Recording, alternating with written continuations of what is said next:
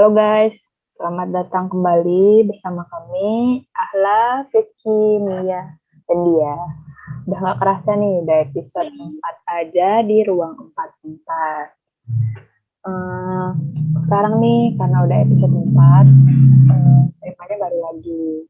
Kita bakal bahas nih tentang lika-liku nyari pasien saat kita jadi mahasiswa. Eh, Buat materi pertama nih, sebenarnya susah nggak sih nyari pasien itu? Terus susahnya tuh di mana gitu? Dari kalian mungkin ada yang mau menanggapi atau pengalaman, mungkin cerita pengalaman dulu pas kita dulu kuliah itu nyari pasiennya kayak gimana gitu. Aku deh boleh Ya, Frisky ayo. dulu ya. Iya, Susah nggak sih kalau ditanya susah nggak sih cari pasien? Tergantung nih. Pertama tergantung kelompoknya, sportif atau enggak. Kadang ada yang bener-bener kadang banget. kadang ada yang apa ya, dominasi atau mayoritas itu kayak nggak peduli sama pasien, maksudnya nggak peduli sama kelompoknya, nggak peduli mau bareng-bareng cari pasien itu kayak gitu sih. Terus yang kedua, punya banyak channel atau enggak buat uh, ke apa ya, sumber-sumber mengetahui lokasi pasien kayak gitulah intinya. Itu sih. Jadi kalau ditanya susah nggak sih? Ya kalau memang kalian nih guys merasakan kalau kelompok kalian tuh susah buat diajak koordinasi, terus nggak ada channel atau kakak tingkat yang ditanyain pasiennya di mana aja adanya, ya susah. Tapi kalau kalian udah punya kayak teman-teman kalian tuh semangat semua, mau bantu semua, terus kalian juga punya kakak tingkat yang buat ditanyain atau sumber-sumber informasi letak pasiennya di mana, itu bakal gampang banget gitu. Kalau iya sih itu apa sih tergantung kelompoknya. Terus tergantung pas suruh nyari pasiennya itu apa gitu loh. Iya, Kayak pasien apa gitu ya, gangguannya. pasien apa gitu. Kalau kayak kemarin yang apa nama? Yang terakhir itu apa ya? Yang afasia kan? Afasia. Stroke kan banyak Susah, tuh. susah yang Cuma afasia. nyarinya emang benar-benar afasia itu emang susah. Tapi kan cari aja yang stroke kan itu mau dia afasia enggak kan nanti baru ketahuan kan. Jadi ya lumayan. Sama itu apa namanya, adanya anggota yang bisa bahasa Jawa itu penting banget, terutama di Solo tuh. Iya benar sih, benar banget.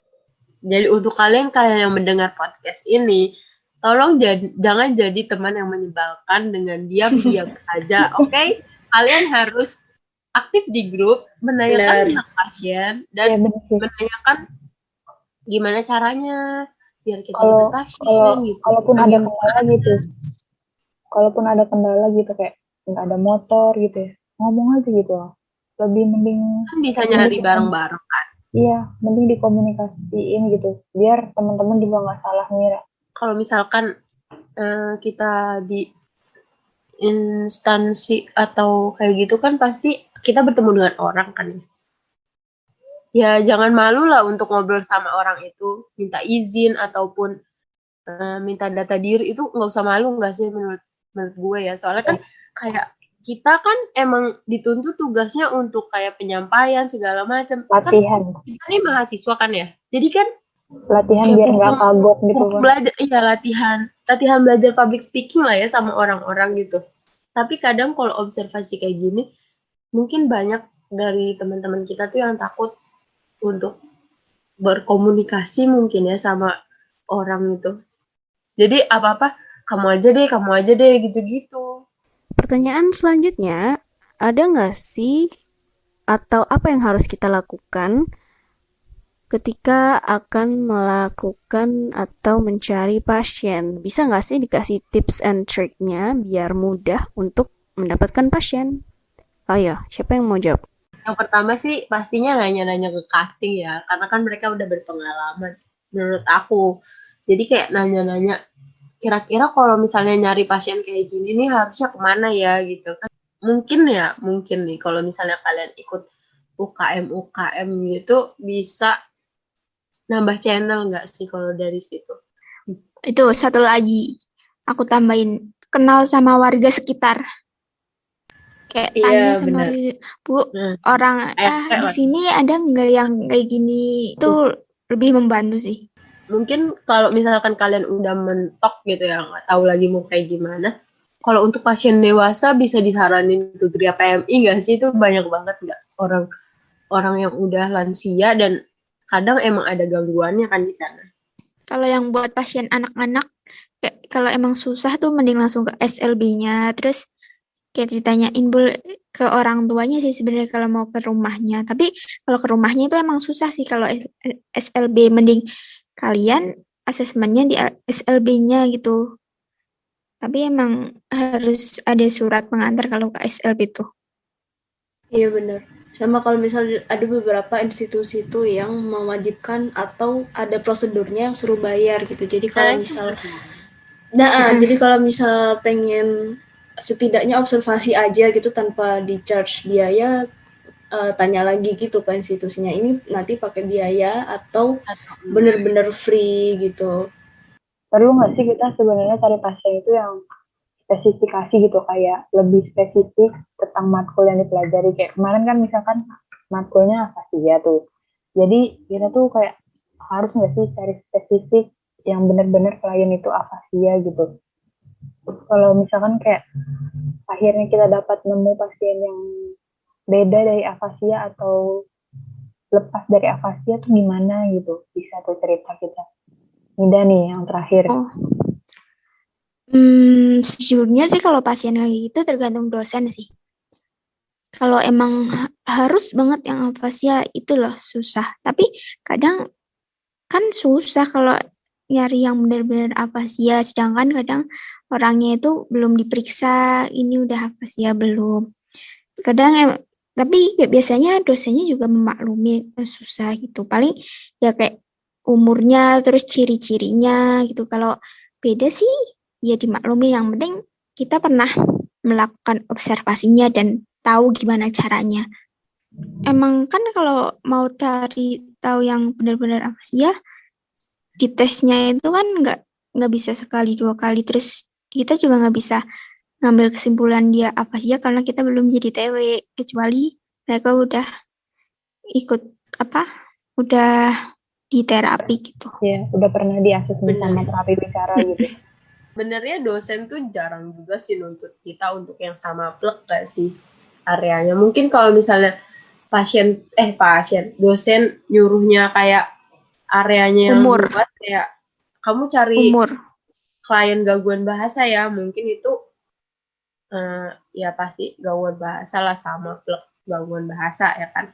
Tapi kalau untuk yang afasia segala enggak sih, enggak sama plek. Cuma kan kita tuh dituntut untuk bisa asesmennya, seenggaknya tuh kayak kita bisa asesmen dia ini afasia atau enggak pakai tadir kan. Jadi kita bisa ngaplikasiin tadir tuh seenggaknya bisa lah gitu. Terus tadir itu juga kan sebenarnya digunainnya untuk yang diduga afasia. Jadi bisa dilihat dari etiologinya itu kan, kayak orang dengan stroke segala macam. Nah itu kita cari aja sih orang yang etiologi afasia tuh ini kita cari, terus kita tes, kita asesmen itu dia afasia atau enggak. Terus kalau diagnosisnya dia enggak afasia ya enggak apa-apa, yang penting kan kita udah bisa cara asesmen tadir itu, ya nggak sih kayak gitu Mbak? Karena kan yang ingin adalah proses asesmennya itu untuk mendiagnosis. Karena kita udah sering nih, bukan sering sih, tapi pernah beberapa kali nge-observe pasien yang gangguannya atau nyari gangguan. Nah, pasti nemu nih pengalaman yang seru dari mencari pasien. Siapa yang mau bercerita? Aku ada sih, tapi kalau kalian ada mau boleh. Aku ada. Yang paling aku ingat. Yang telur itu ya? Jadi ini pertama aku tuh lagi cari pasien stroke gitu kan. Udah nemu nih. Oh ini di Gria PMI, jadi banyak pasiennya kan di situ. Habis itu dikasih tahu lah, ditunjukin sama petugasnya, di sini Mbak, ini Mbak bapaknya gitu. Tiba-tiba muncullah seorang kakek-kakek, guys.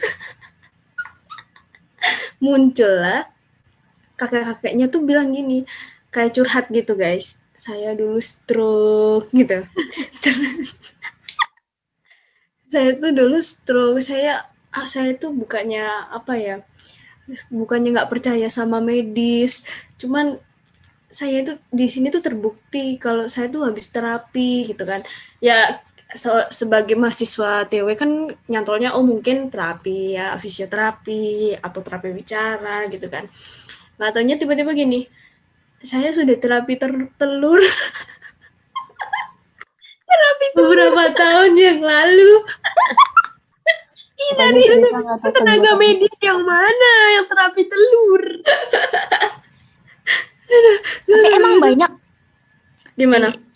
maksudnya kayak terapinya itu mereka masih belum percaya sama tenaga medis gitu loh. Lebih percaya kayak terapi-terapi yang entahlah apa itulah, kayak batu, tidur di batu apa gitu. Iya nggak sih? bener-bener. Tapi Bener-bener. masalahnya tadi si kakeknya pertamanya ngomong saya nggak percaya sama bukannya nggak percaya sama tenaga medis, tapi dia udah membuktikan dengan terapi telur. Nah, masalahnya itu tenaga medis mana yang pakai terapi telur gitu kan? Aku baru pertama lihat anak autis yang tantrum itu sampai gitu banget itu loh. Kayak, wah, aku baru tahu ternyata kalau tantrum itu bisa kayak gitu banget. Jadi ya kita harus siap mental sih. Kita lagi asesmen anak, terus tiba-tiba tuh di luar ada anak itu kayak apa sih, teriak-teriak, terus otomatis kita kayak penasaran kan, namanya kenapa gitu. Itu ada anak tantrum di situ tuh, dia ada kan petugas di suatu SLB lah gitulah, padahal udah cowok tuh, dia tuh kayak gigit-gigit, terus apalagi ya kayak menyakiti diri sendiri gitu loh. Dianya gigitin, kayak mukul-mukul kepala. Terus kan kalau tantrum gitu disuruh apa ya, pas kemarin tuh treadmill kalau nggak salah. Ya kan, treadmill dulu Treadmill apa apaan, bukan sih? treadmill? Itu lari kayak yang di treadmill. Lari yang di alat itu loh. Oh ya. Jadi Mm-mm. intinya anak tantrum disuruh kayak berkegiatan gitu. Iya, biar kayak mengalihkan. Terus dia nggak bisa. Sampai apa sih, bisa apa ya, pokoknya berdarah. Terus habis itu mukul diri kan, habis itu berdarah, hidungnya tuh sampai berdarah banyak banget. Nggak tahu mukul apa-apa, pokoknya tiba-tiba hidungnya berdarah. Terus teriak-teriak. Akhirnya kalau emang udah nggak bisa itu, katanya di sandwich, kayak digulung pakai kasur gitu, biar diem, terus ditaruh di ruangan sendiri gitu. Digulung pakai kasur itu gimana maksudnya? Kayak biar Kasur nggak, matras gitu. iya kayak matras, kayak sejenis, emang ada alatnya sendiri sih yang buat gulung, entah kasur, tapi yang aku lihat sih kasur. Terus ada juga yang pakai kain biar dia itu nggak gerak gitu loh, biar diem, suruh tenang gitu. Matras nggak tahu Ya kan, apa nggak terlalu lihat sih pas itu. kayak matras tapi nggak tahu apa sih, pokoknya kayak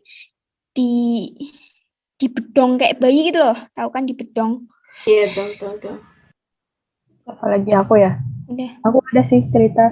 Jadi waktu yang mbah-mbah itu loh. Pertama kali kan mbah-mbahnya itu yang takut jarum itu ya. Terus ada lagi loh pas. Kan aku beberapa hari gitu obsernya.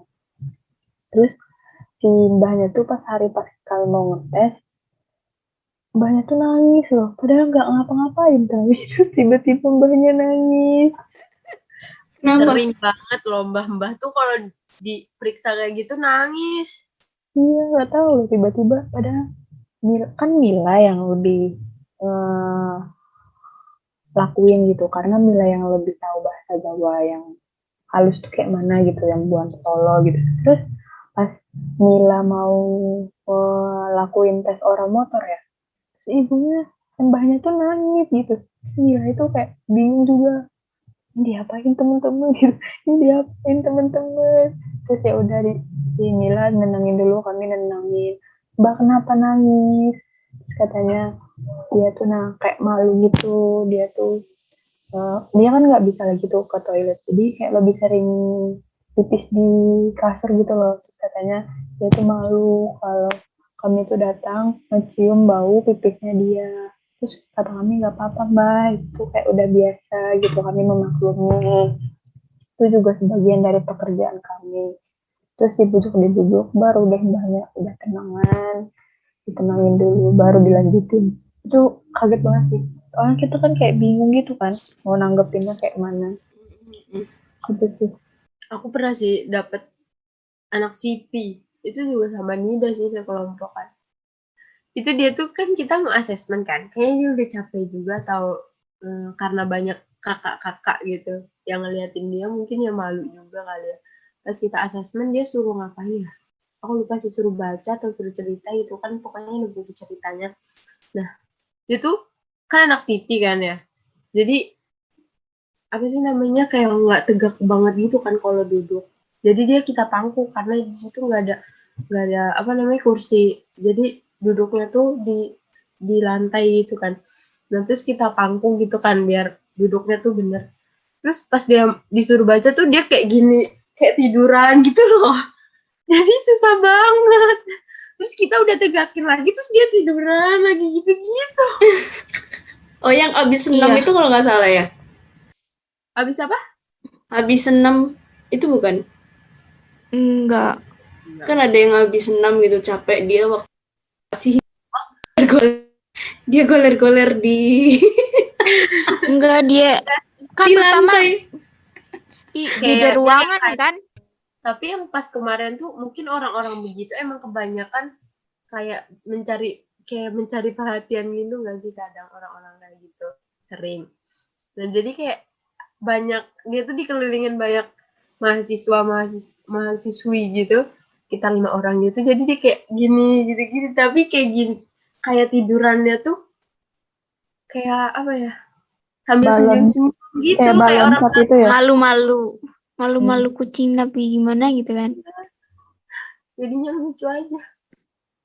Pertanyaan terakhir nih, menurut kalian kalau nyari pasien itu lebih enak yang anak-anak apa sama yang dewasa gitu?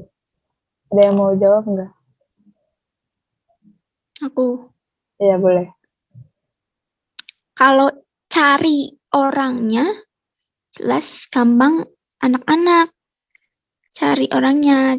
Tapi kalau pas proses asesmennya mesti gampang orang dewasa, karena kalau orang dewasa kan lebih enak diajak kompromi gitu loh, nggak lari ke sana ke sini, nggak apa sih, kayak kadang ada apa sedikit teralihkan, jadi kayak lama jadi asesmennya gitu sih.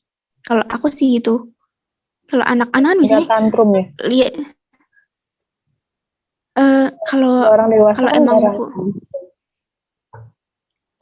iya juga sih. Tapi kan kalau orang dewasa biasanya dulunya dia apa normal, terus kenapa gitu kan. Jadi tahu apa yang harus dilakukan. Kalau tanyain kan diem terus ya gitu. Kayak bisa diajak kompromi banyak pertanyaan. Kalau anak kan kayak capek sedikit, aku capek, terus ada mainan sedikit, aku mau mainan ini gitu, jadi teralihkan susah itunya Moodnya gitu gitu sih. maksudnya. Menurut Iya kalau benar. aku lebih suka apa ya? Aku lebih suka anak-anak, tapi kalau orang dewasa tuh kayak mana ya? Aku kurang bisa menyesuaikan gitu loh. Apalagi kan untuk lingkup di Jawa, di Solo itu aku kurang ngerti gitu bahasanya. Kadang kayak mbah-mbah atau ibu-ibu tuh lebih kebanyakan pakai bahasa Jawa yang kental gitu. Jarang yang bisa bahasa Indonesia. Kalau anak kecil kan kebanyakan, apalagi katanya kalau di Jawa tuh udah jarang banget gitu anak kecil yang ngomong pakai bahasa Jawa halus gitu. Jadi kebanyakan anak-anak juga pakai bahasa Indonesia, jadi lebih mudah dideketin gitu. Menurut aku itu sih kalau aku pribadi ya. Kalau aku sih apa ya, karena aku suka anak-anak ya, jadi pendekatan tuh kayak lebih mudah gitu ke anak-anak daripada ke orang dewasa. Soalnya ya emang mut-mutan sih emang ya namanya juga anak kecil gitu kan. Tapi kalau lebih cepatnya juga kalau anak-anak tuh kalau pengen moodnya stabil, kasih aja mainan atau enggak diajak main aja dulu, kasih permen atau kasih apa itu kan ntar cair-cair sendiri itu anaknya. Cuman kalau orang tua sih ya enaknya sih mungkin lebih bisa gampang Ada kompromi tadi ya. diajak Ada kompromi gitu kerjasama. kayak kayak dikasih misal ada perintah gini, Pak minta tolong misal apa sebutkan apa gitu kan lebih cepat gitu. Kalau anak-anak kan kayak mikir dulu nggak tahu udah gitu. Kalau sama anak kecil itu Kebanyakan kita gitu. lebih kayak meringkas kalimat perintahnya kan? Kayak singkat gitu, Yang jelas. dipermudah ya, lebih jelas. Kalau dia Aku juga sama sih, sama Friski juga. Karena aku suka anak kecil juga sih, jadi kebawanya enak gitu. Terus, ya emang sih orang tua emang gampang kan ya. Cuma, kayak semangatnya tuh udah nggak ada gitu. Kalau anak kecil kan polos-polos gitu, kadang semangat, kadang enggak, tapi kayak ada lucu-lucunya gitu. Kalau orang tua tuh kadang udah capek tuh, udah males gitu. Terus kebanyakan nangisnya, kebanyakan flashback-nya, terus asetnya juga lumayan banyak. Asetnya juga lumayan banyak kan, jadi kayak bingung juga gitu. Kalau anak kecil tuh seenggaknya walaupun dia nggak mood gitu, kita punya cara-caranya tuh ada lah ya buat balikin moodnya dia. Tapi kan kalau orang tua dipakein cara mainan tadi kayak Friski tadi itu susah kan. Terus diiming-imingin apa tuh kayak nggak bisa gitu kalau ke orang tua kan, nggak enak juga. Kalau ke anak kecil kan cara-caranya lumayan ada banyak gitu, lumayan ada lah gitu. Kalau ke orang tua nanti dianggapnya kayak sopan lagi kan kalau kayak gitu. Terus waktu durasi observasi juga kalau orang tua kan lebih terbatas ya, mungkin maksimal 30 menit gitu, soalnya nggak kuat atau harus istirahat gitu. Kalau anak-anak kan bisa nyampe maksimal 2 jam kan, energi juga masih pas-pasan, masih ada gitu. Berarti kesimpulannya kita bertiga lebih suka anak kecil, dan Nida sendiri lebih suka orang dewasa. Enggak sih, tergantung aja. Tergantung. Tidak ragu. Soalnya 31. Ada suka, ada enggaknya semua. Kayak di sini ininya nggak sukanya. Bukan nggak suka sih, susahnya bagian ini, tapi ada gampangnya. Lah ini ada gampangnya, juga ada susahnya. Jadi kayak sama aja semuanya, ada susah ada gampangnya. Tergantung kita bisa apa? Handle-nya enggak gitu lah. Berarti ini pihak netral. Suka anak kecil, suka orang dewasa. Pasrah ya, lebih ke pasrah. Tergantung prognosis dari setiap kliennya juga. Kalau anak kecil kebanyakan aset juga pusing juga sih. Ya udah. Kebanyakan aset apa kebanyakan limit? Limit kayaknya. Kalau astaga, aku salah dong. Iya. Tadi aku aset ada limit, maaf ya. Iya. Kayaknya udah terlalu pusing deh. Karena sudah kita ceritakan semua lika-liku tentang nyari pasien. Kita udahi dulu nih, udah sangat malam, saatnya kita istirahat. Sekian dari podcast kami. Bye-bye guys. Bye-bye. Bye-bye. Sampai jumpa di episode selanjutnya.